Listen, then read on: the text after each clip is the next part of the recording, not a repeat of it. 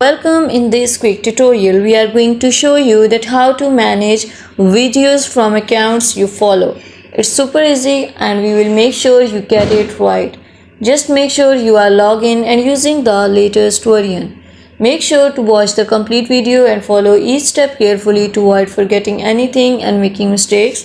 Firstly, you have to open the app, move to the profile, click on the three lines which appear at right top corner.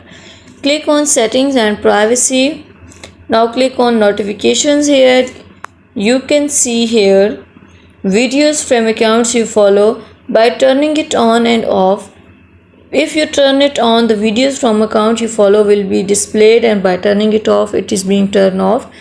In this way, this type of colors will appear here. By turning it on and off, you can see it is being enabled or disabled on your account. In this way, you can manage your videos from accounts you follow. Thank you so much. That was all. Please consider showing your support by commenting, liking, sharing, and subscribing to our channel for more valuable content in the future. Your engagement is highly appreciated. I wish you very good luck. Thanks.